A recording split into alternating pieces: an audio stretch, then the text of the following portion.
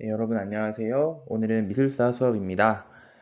여러분들 이제 수행평가 마지막 미술 감상문 작성하고 발표하기를 하기 위해서 기본적인 미술사 지식을 학습하기 위해서 이 수업을 준비했습니다. 화면에 보이는 수많은 미술 작품들은 몇만 년 전부터 존재해 지금까지 전해져 온 다양한 시대와 지역의 미술 작품입니다. 미술사에 대해서 잘 모른다 하더라도 살면서 한 번쯤은 본 작품들일 것입니다. 매우 유명한 작품들인데요. 이 이외에도 여러 시대와 지역의 방대한 미술 작품들이 존재할 텐데, 이 많은 미술 작품을 어떻게 이해하면 좋을까요? 보이는 대로, 느껴지는 대로 작품을 감상하는 것도 물론 중요하지만, 미술사에서는 작품을 맥락적으로, 조형적으로 이해하고 아는 것이 큰 도움이 됩니다. 미술사의 긴 흐름을 이해하기 위해서 여러분은 두 가지 개념을 알 필요가 있습니다. 바로 양식과 사조의 개념입니다. 양식은 스타일로서 작품의 외형적인 특징에 의해서 결정되는 것입니다. 주로 시대나 지역에 따라서 예술작품의 공통적인 특징을 규정하고 분류하고자 할 때 어떠한 양식이라고 명명합니다. 그리스 로마 양식, 중세시대의 고딕 양식, 비잔틴 양식, 르네상스 양식, 바로크, 로코코 양식 등이 있습니다. 다음으로 사조는 영어로 이즘으로 작가나 작품이 공통된 이념적이거나 조형적인 목적을 가지고 형성되는 것을 의미합니다. 야수파, 입체파와 같이 무슨 무슨 파라고 불리기도 합니다. 미술사에서는 주로 뚜렷한 사조로 분류한 시기를 19세기로 보고 있습니다. 신고전주의와 낭만주의 두 사조로 출발을 하여서 21세기 현대미술까지 그 흐름이 이어지고 있는데요. 양식과 사조로 구분하면 방대한 미술사를 쉽게 이해하고 그 흐름을 알 수 있습니다. 자, 이제 선사시대 미술부터 한번 살펴보도록 하겠습니다. 여러분들은 감상문 평가를 위해서 방도한 미술사 지식을 다소 제한된 시간 동안 개괄적으로 설명할 텐데요. 선생님 수업을 듣고 큰 흐름을 먼저 이해한 후에 여러분들이 관심 있는 양식 또는 사조의 작가와 작품을 선정하여 심화적으로 조사하고 탐구하여 보고서 작성과 발표를 하시기 바랍니다. 자, 구석기 시대의 초기 인류는 식량이 풍부한 자연 환경을 찾아 이동하며 생활하였으며 주로 식물이나 나무의 열매를 채집하거나 강이나 하천 어귀에서 물고기나 조개 등을 잡아먹으며 활동했습니다. 그리고 커다란 몸돌에서 떼어낸 뾰족하고 단단한 돌로 만든 도구를 이용해서 짐승을 사냥하며 식량을 구했습니다. 지금까지 남아있는 유물 가운데 돌로 만든 사냥 도구 이외에도 동물의 뼈나 나무 등으로 만든 여러 가지 생활 도구가 있고 종교적 또는 주술적 용도로 사용했던 조각품이나 부장품 등이 있습니다. 그리고 자신들이 사냥했던 동물들의 모습을 마치 살아있는 것처럼 사실적으로 표현한 동굴벽화를 남겼는데요. 이러한 유적이나 유물들은 대체로 많은 자손을 기원하거나 풍부한 식량을 얻고자 하는 염원 등을 반영하고 있고 자연이나 천재지변에 대한 공포와 두려움에서 출발한 주술이나 종교의식과도 밀접한 관계를 지니고 있습니다.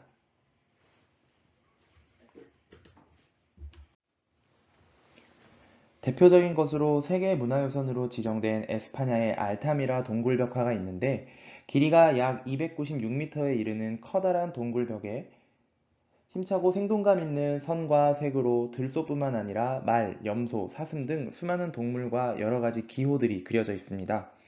벽화의 제작 시기는 기원전 18,500년에서 14,000년경으로 추정됩니다. 이 이외에도 프랑스의 라스코와 퐁드곰, 쇼베 등에서 여러 곳에서 구석기 시대의 동굴벽화가 발견되었습니다. 석기 시대 이외에 대표적인 것으로는 오스트리아 빌렌도르프에서 출토된 환조 형태의 여인 조각상이 있습니다. 빌렌도르프의 비너스로 불리는 이 조각상은 10cm 정도의 크기로 몸에 비해서 비교적 풍만한 가슴과 굵은 하복부가 특징입니다. 그리고 프랑스 도르도뉴 지역의 암골 부조 유적에서 발견된 로셀의 비너스는 부조 형식의 뿔잔을 든 여인상으로서 여성적인 특징이 강조되어 있습니다. 이러한 비너스상이 당시의 아이콘으로 제작되었던 것을 보면 미의 기준이 다산과 풍요의 상징성과 부합했다는 것을 알 수 있습니다. 신생대 제4기 빙하기가 끝난 후 신석기 시대의 인류는 비옥한 토지 주변에 마을을 이루고 농경활동과 목축을 하며 식량을 생산하는 정착 생활을 했습니다. 이는 선사시대의 인류의 문명과 문화는 비약적으로 발전하게 되는 계기가 되었는데요. 당시에 사용했던 석기는 구석기 시대와는 다르게 커다란 몸돌에서 떼어내 각각의 쓰임새와 사용처에 맞게 갈아서 사용했습니다. 또 음식물을 불에 익혀 먹거나 남은 식량을 저장하거나 보관하기 위해서 토기를 발명했습니다. 신석기 혁명에 따르는 농업 생산량의 증가로 사용하고 남은 생산물이 발전하면서 이를 요리하거나 저장, 보관하기 위한 다양한 토기 제작이 활발하게 전개되었습니다. 그중 빗살무늬 토기는 세계 전 지역에서 비슷한 시기에 제작되었기에 신석기 시대를 판단할 수 있는 주요 지표가 되기도 합니다. 한편 커다란 규모의 돌 등을 이용한 거성문화 양식이 전개되었는데요. 대표적인 것으로 수십 톤에 이르는 커다란 돌을 쌓아 탁자나 바둑판, 돌 무덤 형태를 이룬 고인돌과 마을 또는 시족 간의 경계를 나타내는 선돌 등이 있습니다. 이 이외에도 영국의 스톤헨지가 있습니다. 이러한 거성 문화의 특징은 당시 대규모의 인원을 동원해야 하는 통치자들의 강력한 지배력과 권위를 상징하는 것이라 할 수 있습니다. 영국의 윌트셔주 솔즈베리 평원에 있는 고대의 거석 기념물로 114m의 지름을 지닌 도랑 가운데에는 이중으로 된 둥근 형태와 말발굽 모양의 열석들로 둘러싸여 있습니다. 하지 때 태양이 중앙재단을 비추던 것으로 보아 태양신앙과 관련이 있는 것으로 볼 수 있습니다. 비옥한 초승달 지대라고 불리는 티그리스강과 유프라테스강 유역에서 발달한 메소포타미아 문명은 기원전 4000년부터 7000년경까지 지속되었습니다. 이 지역은 주로 산악과 사막, 오아시스로 이루어져 있으며 넓고 낮은 언덕의 개방적인 지형으로 수많은 민족의 이동과 정복이 이루어졌습니다. 이집트 문명은 기원전 3000년경에 나일강 유역에서 발달하였는데 이 지역은 나일강과 사막, 아비니시아 고원 등으로 둘러싸여 외부로부터의 침입과 위협이 비교적 적었으며 강의 범람과 삼각주를 기반으로 한 농업이 발달하여 일찍부터 통일국가를 형성하였습니다.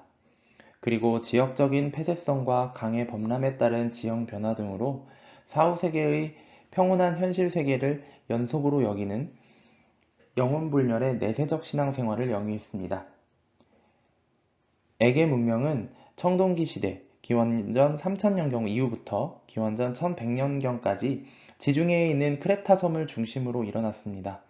이는 해양적 특징을 기반으로 지중해 남쪽에 자리한 이집트와 메소포타미아 문명, 그리고 그리스 본토를 연결하는 교량적인 역할을 하였습니다.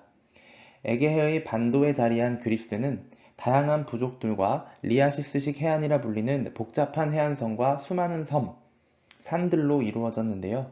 이러한 자연환경은 그리스가 폴리스라 불리는 도시국가 형태로 발전하는 데 커다란 영향을 미쳤습니다. 기원전 492년에서 기원전 448년까지 세 차례에서 걸쳐 일어난 페르시아 전쟁에서 승리한 아테네는 지중해의 강국으로 등장하였으며 민주정치 제도를 기반으로 인간 중심적인 그리스 문화를 형성하였습니다. 건축, 조각, 공예 등의 놀라운 발전을 보이며 문화의 황금기를 이루었고 자신들의 지적인 이상과 꿈을 예술, 문학, 철학, 역사 등에 반영하여 이후 서양 문화의 근간이 되었습니다. 우리가 흔히 고전적이다 라고 부르는 미감은 이 시기의 예술적 특징을 일컫는 말이라고 보시면 됩니다. 한편 티베르강 연안의 라티움 평원에서 출발한 로마는 기원전 6세기경 강력한 군사력을 바탕으로 지중해 일대를 통일하였고 기원전 2세기까지 유럽은 물론 지금의 인도에 이르는 거대한 해외 영토를 지배하게 되었습니다. 로마는 예술, 문학, 학문 등에 있어서 그리스와 헬레니즘 문화를 계승하였고 커다란 영토와 강대한 제국을 유지하려는 현실적인 과제에서 공공적이며 실용적인 면을 강조하는 방향으로 미술이 발전하였습니다. 강 사이라는 뜻을 지닌 메소포타미아 지역의 미술입니다. 메소포타미아 지역에 등장한 여러 국가는 종교를 담당하는 제사장인 동시에 정치적 지배자인 신관이 다스리는 신정 정치를 펼쳤습니다. 그리고 사막에서 유일하게 비옥한 땅인 오아시스 지역을 차지하려는 수많은 전쟁으로 말미암아 공격적이며 진취적인 성격을 띠었습니다. 최초로 국가 형태를 이루었던 수메르인들은 여러 도시 국가를 건설하였으며 점토판에 쐐기 모양의 서형 문자를 사용하였고 태음력과 현재 시간 1일 22시간에 해당하는 시간과 각도를 재는 데 사용하는 육십진법 등의 계산법 등을 발달시켰습니다. 예배자상은 정치 권력을 지닌 종교 지도자의 출현을 암시하고 있습니다. 셈족이 세운 아카드 왕조 이후에 등장한 우루 왕조는 많은 성벽과 신정 건축 사업을 시행하였는데 우루 남무왕의 지구라트가 대표적입니다. 메소포타미아 전 지역을 정복하고 무역과 교통의 중심지인 바빌론을 수도로 하여 바빌로니아 왕국을 세운 함무라비 왕은 세계 최초의 성문법인 함무라비 법전을 제정하여 법으로 나라를 통치하였습니다. 바벨탑이라 불리는 에테멘안키 신전, 지구라트를 도시 한가운데 세운 신바빌로니아는 바빌론을 중심으로 웅장하고 화려하게 도시를 정비하였습니다. 지구라트는 지상의 인간과 하늘의 신을 연결하는 건축물로 정상에 하얀 집이라 하여 신상을 모셔놓은 성소의 역할을 했다고 합니다. 또한 아시리아 왕국은 왕의 위엄을 나타내는 장대한 규모의 서술적 부조 양식으로 이루어진 궁전과 동물의 모습, 전투 장면 등을 조각품으로 남겼습니다. 한편 지금의 이란 지역에 세운 페르시아 제국은 전쟁용 공예품 등의 정교하고 치밀한 솜씨의 금속 장식 기술을 발달시켰습니다. 페르시아의 스키타이, 금속 공예품에 나타난 장식적 특징은 고대 우리나라에까지 전파되어 신라 장신구의 동물 문양에도 영향을 끼쳤다고 합니다. 다음으로 이집트 미술은 파라오가 지닌 절대 권력과 영혼 불멸의 신앙을 바탕으로 많은 노동력이 동원된 대규모의 신전과 미라와 같은 사실적 초상조각, 무덤에 그려진 벽화 등이 대표적입니다. 이집트인들은 사후의 세계와 현실 세계가 똑같이 존재한다고 믿어 죽은 사람을 미라로 제작하여 사후에도 현실 세계와 같이 살아갈 수 있도록 생활용품이나 거처를 만들어주는 장례 문화가 발달하였습니다. 이러한 장례 문화에 따라 제작된 공예품이나 벽화, 건축물 등에 그들이 지닌 예술적 영감과 열정을 표현하였습니다. 이집트인들은 사람이나 사물의 모양을 본떠 상형 문자를 만들고 대상을 나타내거나 글자처럼 사용했고 죽은 사람 묘지의 벽에 그림을 그릴 때도 활용하였습니다. 벽화는 시간의 변화에 따라 상, 중, 하로 나누어 칸을 달리하고 있으며 이를 한 화면에 함께 배치한 병렬식 배열을 하고 있습니다. 그리고 묘지의 주인공을 크게 그리고 나머지 주변 인물을 작게 그리는 주대 종소의 방법과 인물의 정면도와 측면도가 동시에 결합되어진 시각의 정면성과 동시성의 법칙을 지니고 있습니다.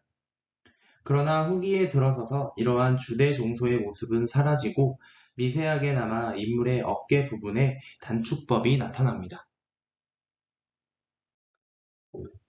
회화 표현과 마찬가지로 조각에서도 신과 왕족 등 지배 계급에 대한 영원한 존경심을 나타내고 신이나 인간의 영혼을 깃들게 하려는 듯 정면성과 부동성의 회화 특징이 나타나고 있습니다.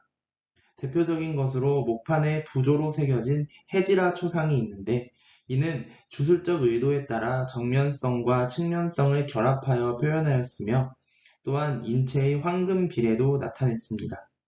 그리고 왕과 왕비의 다정하고도 위엄 있는 부동의 자세를 환조의 형태로 표현한 멘카우레와 카메렐네브티와 왕의 야수적인 모습을 나타낸 부조 형태의 아메노피스 4세 등이 있습니다.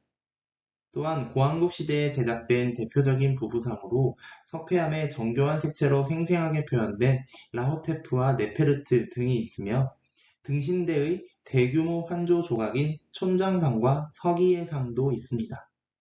특히 제5왕조 초기에 제작된 서기예상은 정확한 형태와 예리한 묘사로 이루어진 뛰어난 조각품으로 당시에 문자를 해독할 수 있는 서기의 지위가 매우 높았음을 보여주고 있습니다. 그리고 왕의 일대기를 부조 형태로 묘사한 나르메르 왕의 팔레트가 있습니다. 이집트 후기에는 소년과 소녀상을 의미하는 크로스와 코레상이 만들어졌고, 이는 다소 경직되어 있지만 인체의 움직임이 3차원으로 표현된 모습을 볼 수 있습니다.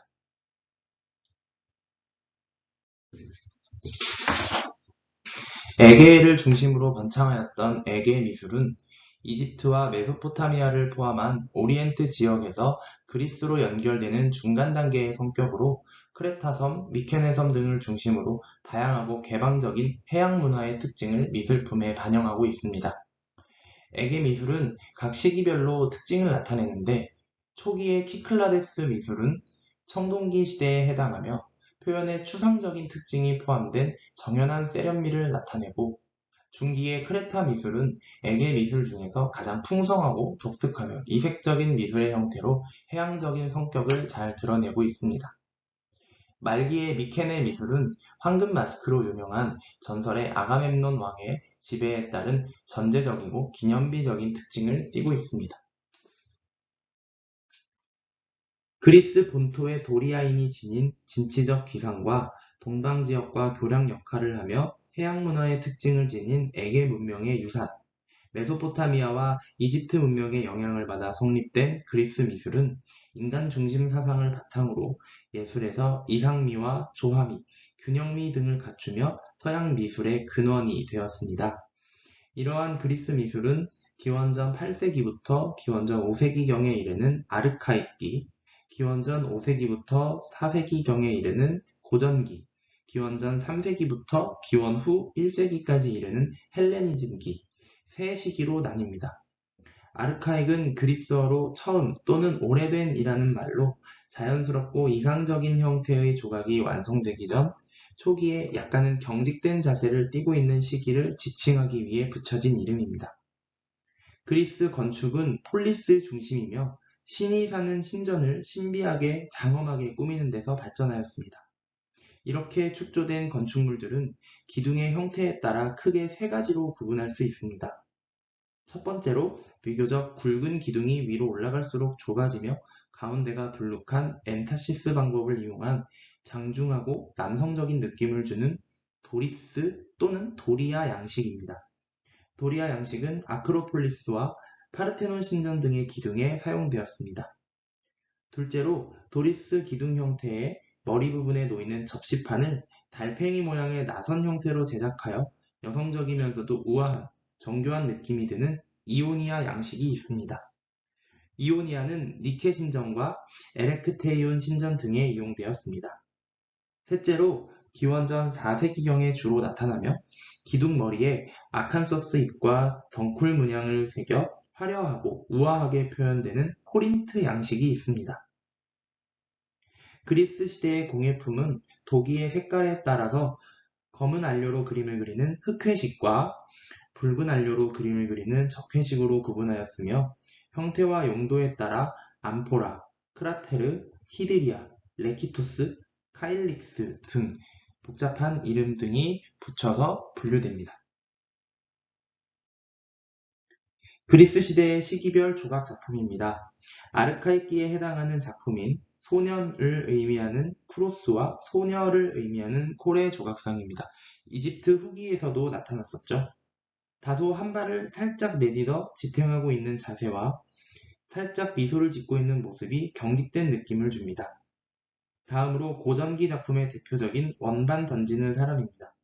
인체의 역동적인 자세를 표현하기 위해 지지대를 사용했던 것으로 추정됩니다. 사실적인 근육 묘사와 비대칭적인 균형을 이루는 움직임이 특징입니다. 다음으로 헬레니즘기의 작품인 라오콘과 밀로의 비너스상입니다.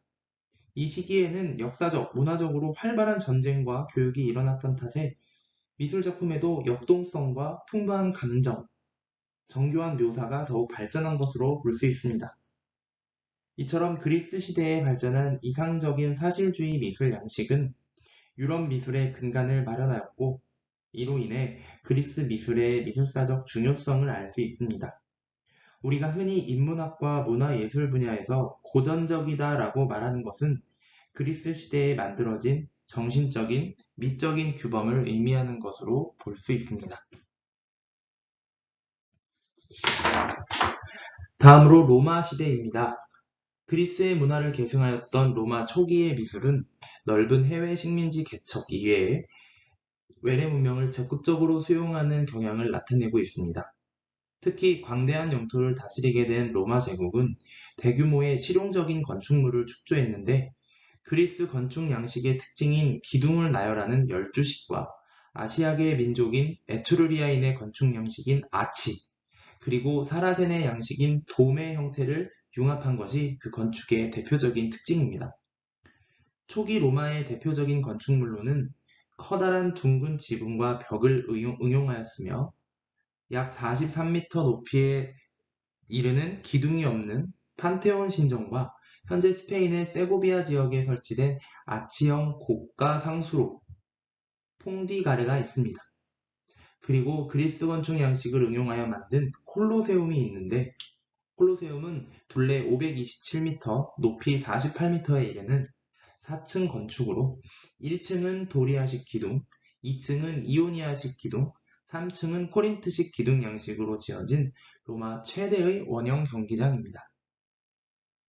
그리고 역사적, 설화적 내용을 담은 부조의 대표적인 작품으로 로마 최대 영토를 이룬 트라네우스 황제의 업적을 새긴 기념주가 있습니다.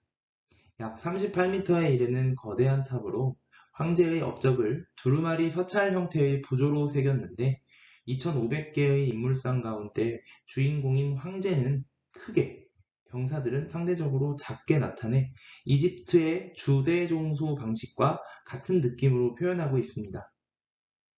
여기서 부조는 3차원의 입체적인 형태의 조각이 아닌 판에 새기거나 약간 튀어나오게 만드는 방식의 조각을 의미합니다. 로마 시대의 조각으로는 황제와 장군의 조각상들이 업적을 기리기 위해 제작되었고, 특히 말을 타고 있는 기마상의 형식이 완성되었습니다. 그리스 시대의 완벽한 비례의 사실적인 표현을 이어받아 영웅상의 모습을 더욱 강조한 것입니다. 대표적인 작품으로는 아우구스투스상, 아우렐리우스상, 카라카라, 아그리파, 카이사르상 등이 있습니다. 로마 시대 회화 작품은 에트루리아 지방과 그리스에서 들어온 일상적인 내용이나 신화, 역사 같은 주제 등을 그린 벽화와 모자이크 작품들이 대표적입니다. 폼페이 유적에서 발견된 벽화에는 로마의 미술 양식이 잘 반영되어 있습니다. 표현 기법에 따라 4가지 양식으로 구분하는데, 제1양식은 실내의 벽을 다른 것과 구분하기 위해 벽을 대리석판처럼 보이게 회반죽 구조를 활용한 것으로 구조적 양식이라고 합니다. 제2양식은 명암과 색채, 투시도법을 활용하여 벽에 기둥이나 보의 그림을 그려서 상상적 공간을 형성하여 공간이 확대되어 보이게 한 것입니다. 제3양식은 색상과 세밀한 묘사를 이용하여 벽이 마치 그림 액자의 역할을 할 수 있게 한 것입니다. 장식적인 양식이죠. 제4양식은 제2양식의 원근법과 3양식의 구도와 공간을 혼합적으로 적용한 것으로 마치 로마의 극장 무대와 같이 열린 창 또는 벽에 창밖의 풍경을 그리거나 장막을 이용하여 또 다른 실내가 보이는 것처럼 묘사한 것입니다. 이를 환상적 양식이라고 합니다. 화면에 보이는 작품이 제4양식의 폼페이 벽화라고 볼 수 있습니다. 다음 중세시대입니다. 중세시대 미술 양식은 시대와 지역에 따른 구분으로 크게 4가지로 나뉩니다. 초기 기독교 양식, 비잔틴 양식, 로마네스크 양식, 고딕 양식입니다. 6세기 말경 훈족의 침공에 따른 게르만족 민족의 이동과 서로마 제국의 멸망으로 역사의 무대는 지중해에서 유럽 대륙으로 확장되었으며 프랑크 왕국 중심의 유럽 세계와 동로마의 비잔티움 제국과 이슬람 세계의 문화권이 형성되었습니다. 이에 따른 정치, 경제적 상황의 역사적 산물로 형성된 봉건 제도는 주종 제도와 장원 제도를 근간으로 대로마 제국 때 성행했던 무역과 상업 중심의 시장 경제 체제를 붕괴시키고 농업 중심의 자연과 경제 체제로 후퇴하게 했습니다. 한편 중세의 세계관은 모든 인간의 활동을 기독교 중심으로 신앙과 교리라는 틀 안에서 하나님의 지배와 교회의 권위, 규범과 제약으로 통제했습니다. 중세시대 후반기에는 사회 안정과 인구의 증가, 농업 생산력의 확대와 시장이 발달하였고 이곳을 중심으로 도시가 발달했습니다. 이에 시민들은 자유와 자치권을 획득하기 위해 상공업자들의 동업조합인 길드를 구성하였으며 시장경제의 지속적인 발전은 봉건사회를 해체하는 데 중요한 역할을 했습니다. 11세기 말 이슬람 세력에게 점령당한 성지인 예루살렘의 회복과 동서 기독교의 통합을 위해 개혁파 교황들에 의하여 시작된 십자군 원정은 총 8회에 걸쳐 전개되었습니다. 이 전쟁의 결과로 왕권은 강화되었고 전쟁 중에 물자 수송로였던 지중해 무역이 발달했습니다.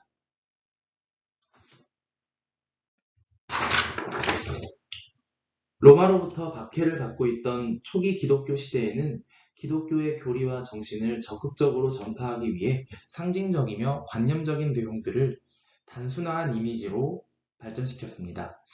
로마 시대까지 행해진 인체 비례, 공간적 깊이와 원근법 등 사실적인 표현 방식은 무시했습니다.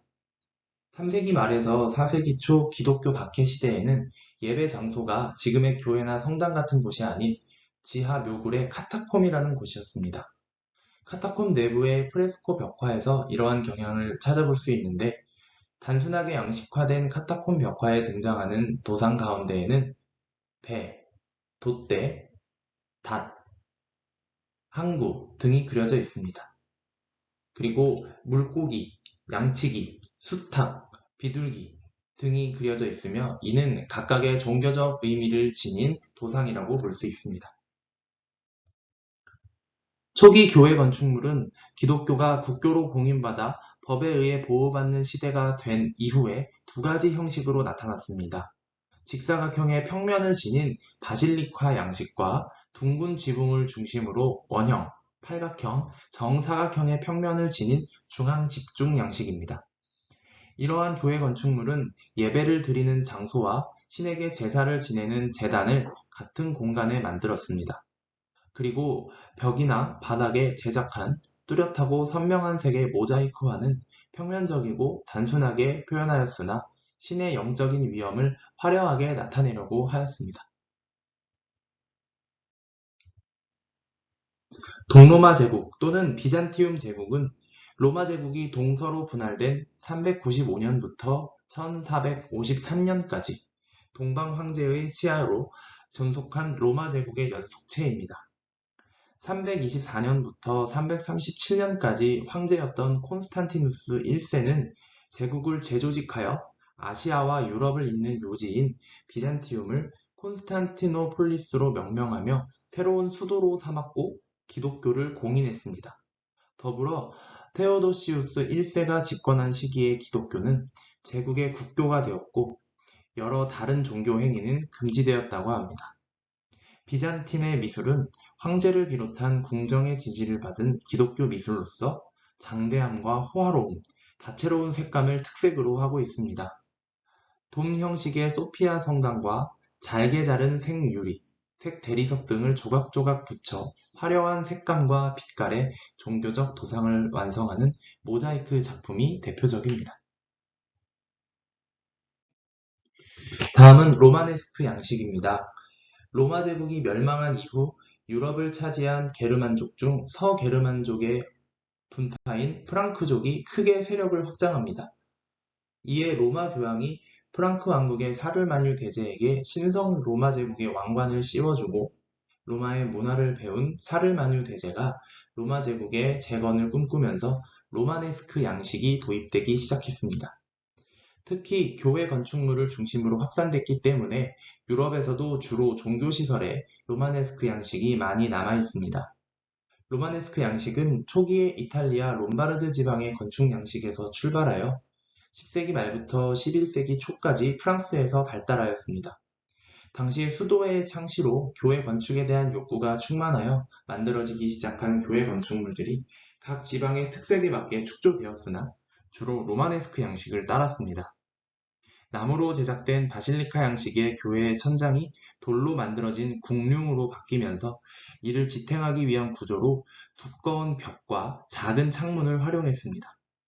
해서 교회의 원형은 직선적으로 단순하고 소박한 느낌이 드는 반면에 내부 공간은 엄숙하고 종교적인 분위기를 상징합니다.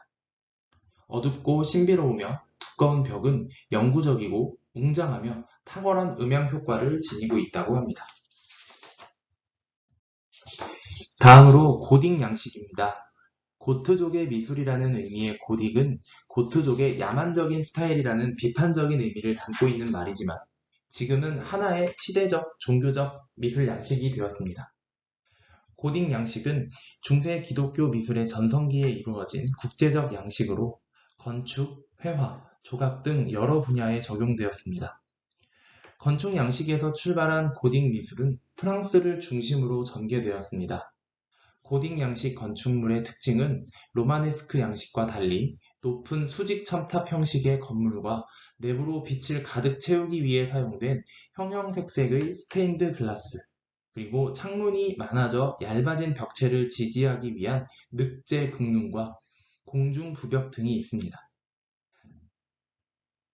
스테인드 글라스는 밀랍과 생유리를 이용하여 긴 창문에 유리 조각을 이어 붙인 것입니다. 스테인드 글라스 창문의 대표적인 성당으로는 장미창이 있는 프랑스의 샤르트르 대성당과 모네의 작품으로 유명한 루앙 대성당, 영국의 캔터베리대 성당이 있는데 대부분이 12에서 13세기경에 제작되었다고 합니다. 고딕 시기에는 대형 석조 건축물의 천장의 무게를 가볍게 하기 위해 개발한 새로운 형태의 기둥과 골조를 사용하였습니다. 높이 솟은 첨두형 아치를 도입하여 외부의 압력을 최소화하였고 벽의 내부에는 교차형 궁룡으로 설계하여 이 높아진 천장을 지지하고 창문이 많아져 얇아진 벽은 외벽의 공중 부벽 등을 활용했습니다. 이와 같이 고딕 건축 양식은 하늘을 찌르뜨듯한 수직적인 상승감으로 종교적인 성스러움을 나타내려 했습니다. 신이 있는 하늘에 더 높이 닿고자 했던 중세시대 사람들의 열망이 보이는 건축물입니다. 대표적인 건축물로는 최초의 고딕 건축으로 추정되는 프랑스의 생드니 성당이 있고 아미엥 대성당, 노트르담 대성당, 샤르트르 대성당, 독일에 있는 쾰른 대성당, 영국의 웨스트민스터 성당 등이 있습니다. 그리고 고딕 건축 양식에는 마리아와 예수, 그의 제자들을 묘사한 조각이 새겨진 부조식 기둥이 또 하나의 특징인데 이는 건축의 정교함과 화려함을 더하고 종교적 도상을 건축에 입힌 시도라고 볼 수 있습니다. 다음으로 고딕 양식 회화입니다. 중세시대에는 전반적으로 종교적 그림을 그리는 것이 우상숭배를 금지하는 당시 분위기에 의해 금지되었지만 그리더라도 정해진 양식대로 단순화, 형식화된 모습으로 그리는 것이 일반적이었습니다. 고딕 양식 회화는 이러한 흐름이 점차 자연주의, 사실주의적으로 변화하는 모습을 보입니다. 종교 인물을 인간적인 모습으로 그리고자 하는 움직임이 나타나는데요. 대표적인 화가로는 치마부에, 조토, 마사치오가 그림에서 인간적인 느낌의 원근법을 시도하는 모습이 보입니다. 이탈리아에서 활발한 종교화로 활동했던 화가들은 중세시대 전반에 걸쳐 표현되지 않았던 자연주의적 원근법을 시도합니다. 특히 마사치오의 성삼위일체에서는 재단의 공간감까지 표현함으로써 과학적인 원근 표현을 보여주고 있고 한 벽면에 그림으로써 환영을 만들어내고 있습니다. 이러한 표현이 이후의 르네상스 시대에 이어져 사실주의적인 표현이 더욱 발전하는 토대가 됩니다. 전 유럽을 휩쓴 흑사병과 심각한 기근, 장기간의 전쟁, 백년 전쟁과 장미 전쟁이 있죠. 경제적 피폐, 농민 반란 등으로 중세 봉건 사회는 무너지기 시작했습니다. 중세시대 1000년을 지나 14세기에는 고대 그리스, 로마의 문화유산이 잘 보존된 이탈리아에서 고전 문예 부흥을 바탕으로 한 새로운 근대 문화를 창조하려는 기운이 싹트기 시작합니다. 고대 그리스, 로마 시대의 작품에 대한 새로운 관심이 생기면서 고전 작품을 수집하여 재조명하기 시작하였고, 당시에 인문주의 학자들의 영향을 받아 인간과 자연에 대한 합리적이고 자연과학적인 세계관을 반영하려고 하였습니다. 이러한 사회 분위기를 이탈리아어 레나시타, 재생 또는 부활을 의미하는 르네상스라고 이름을 붙였는데요. 이탈리아에서 처음 발생했습니다. 르네상스 시대는 전기 르네상스, 초기 르네상스, 전성기 르네상스로 구분하며 이탈리아 르네상스의 영향을 받은 북유럽 르네상스가 지역적으로는 나뉘어집니다. 더 나아가 17, 18세기의 유럽은 르네상스와 신대륙의 발견, 종교개혁 등이 이루어져 근대사회로 진입하였으며 경제적으론 상공업의 발달로 초기 자본주의가 등장하였고 정치적으로는 절대왕권을 중심으로 한 근대국가의 체계가 확립되었습니다. 또한 모든 예술 교육을 독점한 왕립 아카데미는 재정적 후원을 통해 절대 군주의 위상을 높이는 미술의 기능을 활용하였으며 여기에서 고전주의 미학의 모든 예술적 법칙들을 제정하여 보급하기도 했습니다. 르네상스 시대의 문예 부흥 운동은 고대 그리스 로마 시대의 당시의 고전적 규범과 가치를 적극적으로 모방하거나 그 당시로 돌아가려는 것을 의미합니다. 즉 모든 가치를 신 중심으로 했던 중세시대를 암흑기로 규정하고 그리스 로마 문화의 인간 중심, 인본주의 문화를 전성기를 다시 회복하려는 것입니다. 르네상스는 이탈리아 피렌체를 중심으로 발달했는데 당시 피렌체가 정치적, 사회적으로 자유로웠고 봉건제도가 미약했으며 지중해 일대의 중요한 국제적 항구 역할을 하고 있어 경제적으로도 풍요롭고 여러 나라의 문물이 모여 문화가 발달했기 때문입니다.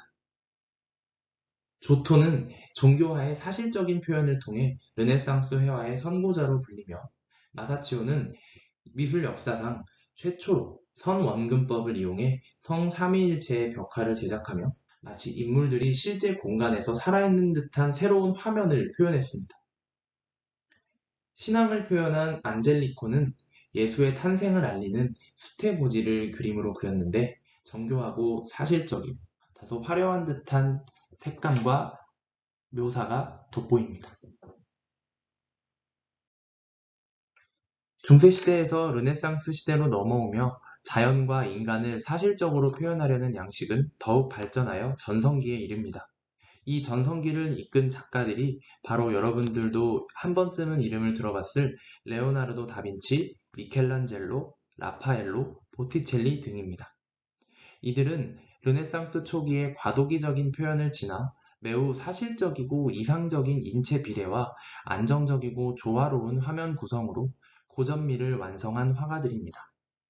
그래서 아마 지금까지도 유명한 작가들이겠죠. 단순히 원근감을 표현하는 것과 더불어 레오나르도 다빈치의 모나리자를 보면 마치 자연 풍경이 저 멀리 대기 중에 있는 듯한 느낌을 주고 화면 속 인물의 경계선이 매우 부드럽게 표현되어 있습니다. 이러한 기법을 수프마토 기법이라고 합니다. 미켈란젤로는 시스티나 예배당의 천장화, 천지창조로 유명한 화가인데 실은 조각가로서도 매우 뛰어난 기량을 발휘한 작가입니다. 인체의 비례와 묘사를 매우 정교하고 사실적으로 살아있는 듯한 느낌을 표현하였고 더불어 풍부한 감정까지 조각에 담아내어 마치 영혼을 불어넣은 듯합니다.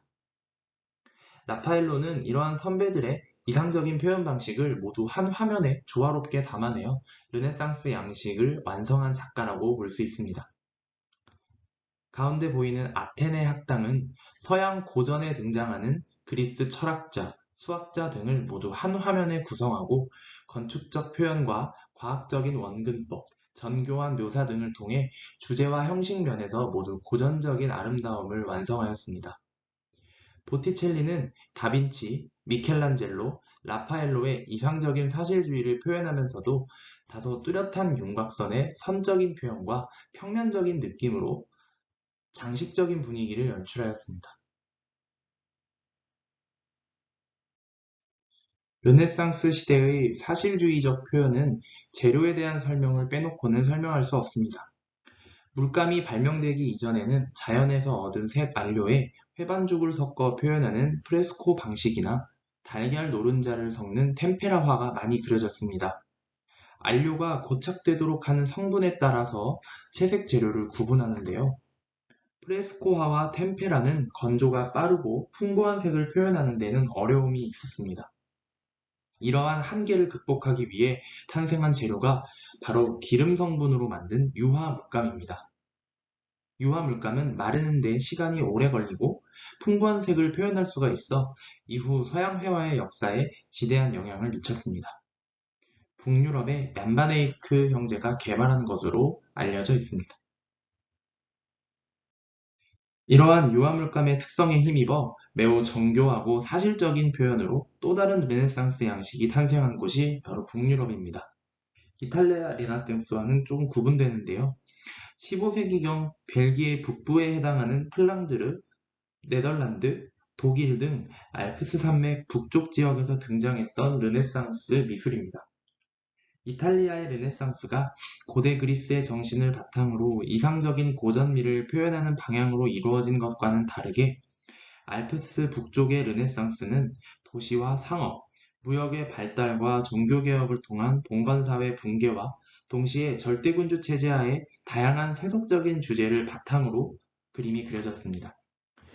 더불어 유화의 발명으로 템페라나 프레스코 기법으로는 해결하기 어려웠던 명암을 표현할 수 있었으며 대상을 더욱 객관적으로 표현할 수 있게 되었습니다. 관념적인 주제보다는 실제하는, 현실적인 주제를 표현할 수 있었고 이는 세밀한 묘사의 종교화와 초상화, 정물화 등에 잘 나타납니다. 그리고 북유럽 특유의 토속적인 농민 생활을 묘사했던 최초의 농민화가 브리얼은 민간의 전설이나 관습, 미신 등을 주제로 전설적인 이야기와 시대성을 반영한 그림을 그렸습니다. 한편 독일에서는 뒤러가, 영국에서는 한스 홀바인이 정교하고 사실적인 묘사로 다양한 작품을 많이 남겼습니다. 뒤러는 종교적인 주제를 주로 표현했고 홀바인은 대사들이라는 작품에서 보듯이 당시 정치, 외교에 대한 내용을 사실적인 인물과 정물 묘사로 상징적으로 표현하고 있습니다. 르네상스 시기가 후기로 가면서 16세기 중후반 여러 거장들이 이룩해놓은 조형적 특징을 답습하기에 그치며 말 그대로 매너리즘에 빠진 양상을 보입니다. 매너리즘에 빠졌다라는 말이 여기서 나왔다고 볼 수 있습니다. 르네상스 양식으로 대표되는 고전적인 미의식이 쇠퇴하거나 반동하는 특징을 보이는 것이 바로 매너리즘입니다. 이러한 경향을 부정적인 의미로 지칭한 것인데요. 처음에 설명했던 양식이라는 의미의 이탈리어 마니에라에서 유래했으며 개성적이지 못하고 모방, 답습에 그쳐 권태에 빠진 것을 의미합니다. 작품을 보면 이탈리아 르네상스 작가들의 조화로움을 의도적으로 탈피하기 위해 인체 비례를 왜곡시키고 불안정한 구도를 표현한 것을 볼 수 있습니다.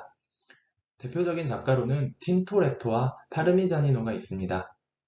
파르미자니노의 목이 긴 성모는 기형적으로 길게 늘어진 성모 마리아의 몸과 갓난아기라고 하기엔 등심 비율이 왜곡되어 있는 아기 예수의 모습을 볼 수 있습니다. 다빈치의 최후의 만찬 작품 기억하시죠? 불안정한 구도와 극명한 빛과 그림자의 차이를 통해 다빈치의 최후의 만찬과는 전혀 다른 느낌의 틴토레토의 최후의 만찬을 볼 수 있습니다. 역동적인 분위기가 더 강조되었습니다. 기이하게 과장된 인물상, 불안정한 공간 구성이 매너리즘 미술의 특징이라고 볼 수 있습니다. 르네상스의 기교적인 형식만을 모방했다는 부정적인 의미로 명명되었지만 현대에 와서는 이런 왜곡되고 불안한 양상들이 만들어내는 스타일이 개성적이고 창의적인 양식이라고 재평가되고 있습니다. 다음으로 바로크 미술입니다. 찌그러진 진주라는 포르투갈어에서 유래한 바로크는 16세기 말에서 17세기까지 유럽에서 유행한 예술 양식으로 질서와 균형, 조화보다는 불규칙적이고 대칭적이며 역동적이고 감정적인 특징을 보이는 것입니다. 이러한 공통적인 특징을 지니고 있지만 지역에 따라서 다소 차이를 보이기도 합니다. 이탈리아 르네상스의 영향을 이어받은 이탈리아 바로크와 절대왕권을 중심으로 전개된 스페인과 프랑스 바로크, 북유럽의 세속적이고 직물적인 특징을 보이는 네덜란드, 플랑드르 바로크 등이 있습니다. 회화에서는 화려하게 반짝이는 색채, 음역의 뚜렷한 대비, 풍부한 질감, 활발하며 자유분방한 붓질, 격렬한 운동감과 장대한 공간 표현이 특징입니다. 대표적인 작가로는 어두운 실내 배경과 광선을 받고 있는 인물 표현으로 화면에 깊은 공간감을 연출한 이탈리아 바로크의 선구자인 카라바조가 있습니다. 그리고 에스파냐의 궁정화가로 장대한 규모의 화면에 정확한 구도와 형태를 구사한 벨라스케스가 있습니다. 다음으로 웅장한 화면 구성력으로 밝고 풍만한 육체를 자유로운 붓질과 풍요로운 색채로 생동감 있게 표현한 루벤스는 역동적인 구도와 풍부한 감정으로 화려한 색채의 종교와 인물화를 그렸습니다. 십자가의 내림을 보면 쏟아질 듯한 역동적인 사선 구도와 강렬한 색채 대비가 돋보입니다. 네덜란드에서는 자신만의 독특한 명암법으로 인간의 내면과 정신세계를 표현한 렘브란트가 있습니다. 바로크 회화의 절정기를 이루었으며 단체 인물화와 다수의 자화상으로 본인만의 개성을 표현했습니다. 또한 베르메르가 고유하고 정적인 느낌의 풍속화와 정물화를 아주 세밀하고 정교하게 표현하여 마치 사진과 같은 느낌의 작품을 제작했습니다. 바로크 시대의 역동성과 웅장함, 화려함은 조각과 건축에서도 잘 나타납니다. 바로크의 대표 조각가 베르니니의 다윗상을 보면 미켈란젤로의 정적인 분위기와 다르게 전체 공간을 점유하듯 다이나믹한 동작과 표정으로 골리앗과 싸우는 모습의 다윗이 보입니다. 르네상스 시대의 비례와 조화와 더불어 역동성과 풍부한 감정의 묘사가 입체 작품에서도 여실히 드러나는 것이 특징입니다. 베르니니는 조각가로도 잘 알려져 있지만 베드로 성당 광장에 회랑을 설계한 것으로도 유명하다고 합니다. 건축가 르보는 루이 14세의 명령을 받아 베르사유 궁전을 설계했습니다. 여기에 건축가 망사르가 궁전 내부의 실내 장식을 맡아 제작했는데요. 1634년 프랑스 역사의 대표적인 건축물인 베르사유 궁전이 완공됩니다. 면적 8.15km에 달하는 건축물로 웅장한 실내와 기하학적인 조형미가 돋보이는 정원, 그리고 사치수레오리만큼 화려하고 장식적인 내부가 특징입니다. 그 이외에도 현재 박물관으로 운영되고 있는 루브르 궁전, 릭상부르크 궁전도 바로크 양식의 대표적인 건축물입니다. 조개 또는 자갈 모양의 장식이라는 프랑스어 로카이유에서 유래한 로코코는 바로크와 19세기 미술 사이에 있는 17에서 18세기의 건축, 조각, 회화, 공예 등 미술 전반에 거친 양식으로 바로크보다는 섬세하고 우아한 곡선과 중국풍의 이국적인 장식 등이 특징입니다.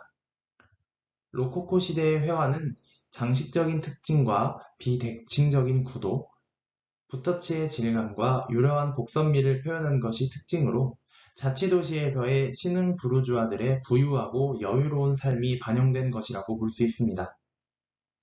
로코코의 대표 작품으로 불리는 프라고나르의 그네는 그네를 타는 여성의 옷과 숲의 푸른색이 대비를 이루며 역동적인 사선 구도와 밝은 빛이 화려한 느낌을 더해주고 있습니다. 당시 귀족들의 사치스럽고 향락을 추구하는 삶의 모습을 풍자적으로 표현하기도 했습니다. 섬세하고 우아한 작품을 제작한 와토는 화사한 풍속화인 페트 갈랑트라는 양식을 통하여 상류 귀족 계급의 사랑과 유희, 전원의 평화와 호사스러움, 일상생활의 환희와 고통을 밝은 색채로 표현했습니다. 페트 갈랑트는 우아한 연애라는 뜻으로 1717년 아카데미에서 명명한 이름입니다. 이 이외에도 로코코 시대의 대표적인 화가로 여성 누드를 화려한 색채로 표현한 부쉐는 아침 식사, 목욕 후 쉬는 다이애나 등을 그렸으며 샤르댕은 뛰어난 묘사력으로 소시민의 검소한 생활상을 견고한 구성으로 나타내 정물화의 대가로 불리기도 했습니다. 한편 당시에 부드럽고 밝은 색조의 파스텔화가 애호되어 독립된 회화 기법으로 자리를 잡게 되기도 했습니다. 귀족과 부르주아들의 취향을 반영한 공예, 장식품 등도 활발하게 이루어진 것이 바로 로코코 시대입니다.